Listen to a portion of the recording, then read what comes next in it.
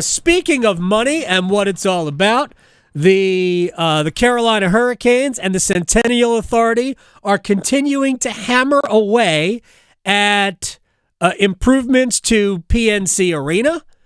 And Brian Murphy, WRAL Sports Investigative Reporter, had the story at WRALSportsFan.com today. And I'm reading the story and I'm going, now they're going to pick through kind of a menu, column A, column B. For those people who used to go to Chinese restaurants that had a column A and a column B. You could pick one from column A and two from column B, or vice versa. Never understood that. But they're choosing from this menu of items, but it says in the story that there's no price tags next to these items. Well, why? How do I know? How do I know what I can afford? If I'm sure we can afford a lot of these things. I just thought that was odd. How are you, Brian? What do you think we're going to start with? Thanks for having me. That's a great question, and one that many of the board members asked. They said, well, how much does this cost? How can we do a cost-benefit analysis on expanding the south end and putting an outdoor terrace, right, or putting in a sports book, or putting in view bars on the third concourse if we don't know how much it costs? And so that's one of the next steps. They've got to get the full costs of all these things.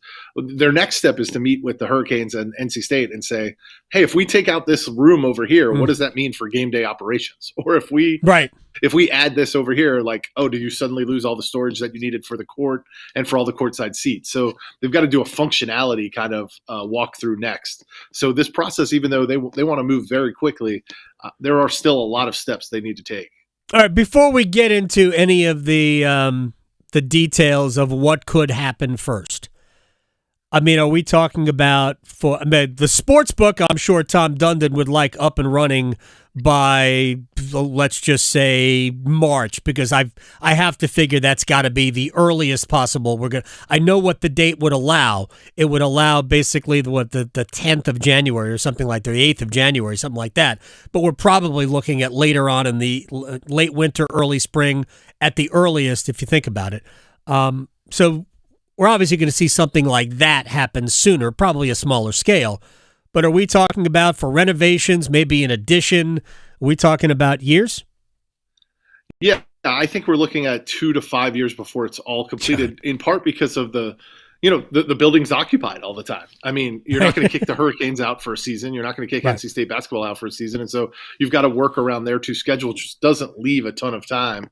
And so I think some projects, maybe they'll shut down part of the building for and try to get that project done. But just squeezing it in when nobody's in season over here is probably the most likely thing, and that's going to take a little while.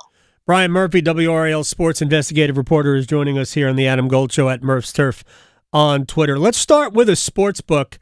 And I know in the initial agreement, they had like a placeholder that allows for a 4,000 square foot sports book. That's tiny because I think they want this to be a bigger lounge, space where people can legitimately, I mean, not only a sports book where they can lose money, but also watch games in there. Maybe there's table service and all that. Maybe it's more of a lounge, giant sports bar. So 4,000 square foot probably isn't going to be enough. And I know Tom Dundon, in my conversations with him, has talked about we don't need box offices anymore. So I don't know. Is that the area where it might go? What do you know about that?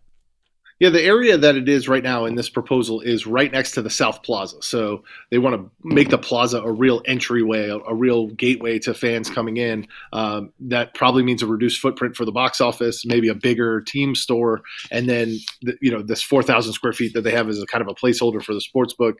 And they probably need 10,000 square feet for a sports book. And so, maybe the Lexus area where the entrance to the Lexus Club is, and you see the Lexus sitting out there. Maybe that's area they can get into and expand the footprint of the building a little bit to make this really nice. You want it, the problem with the sports book is you want it to be on the ground level because you want access for people who don't have tickets to the game. Right.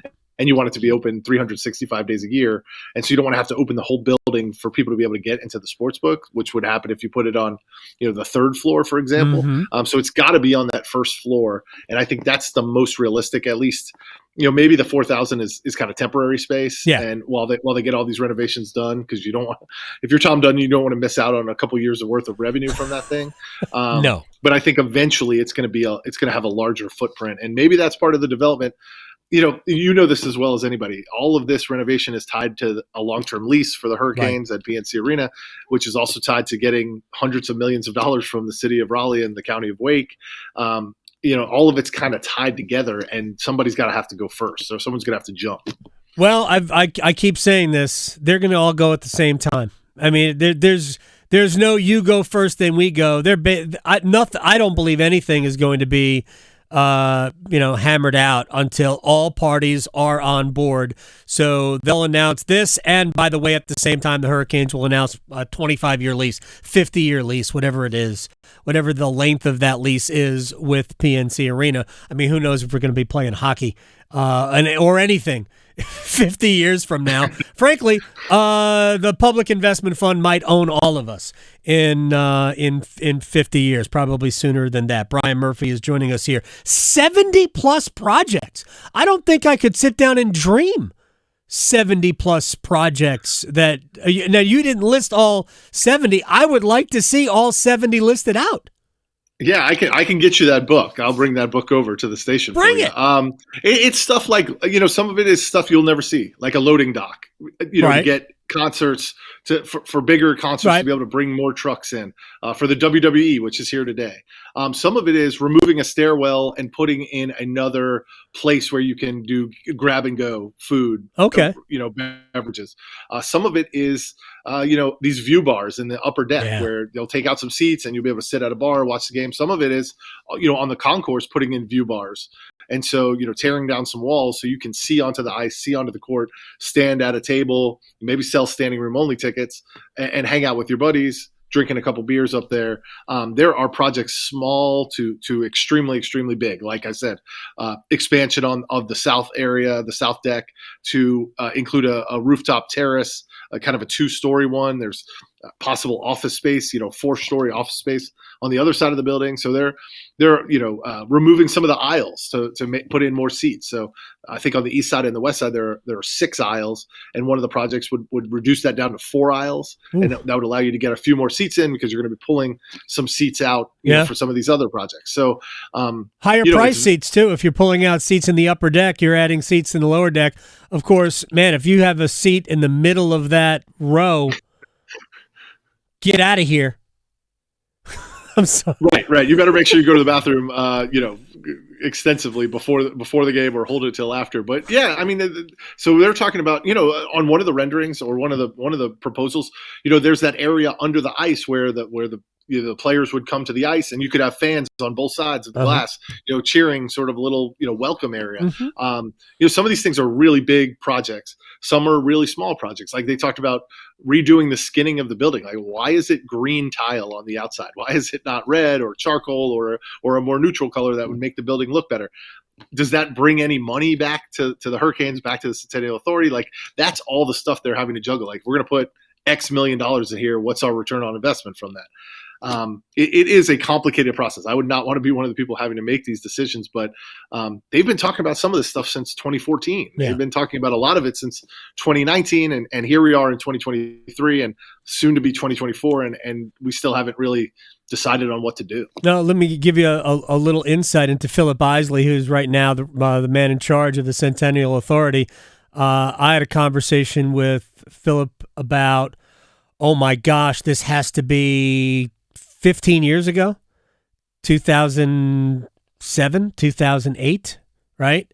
Where he said that they had already, back then, had discussions about replacing the arena. Back then.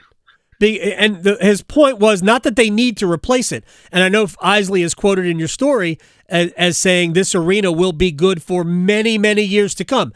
And it will, especially when that area is developed to where that's an entertainment district. And I am 100% on board for that. I think we need that. We need an area like that in Raleigh where the arena is kind of a centerpiece and everything happens around it. And it would be good for Carter Finley Stadium. It would be great for the economy and all of that. But he said, if you don't think about these things 10, 15, 20 years in advance, then you're way behind. So even then, less than 10 years after that arena opened, they were already looking for what happens next. But this is good stuff. You go to WRALSportsFan.com or follow Brian Murphy on Twitter at MurphsTurf, WRAL Sports Investigative Reporter. Sir, well done. Talk to you later. Appreciate it. Thanks a lot. You got it. Brian Murphy here.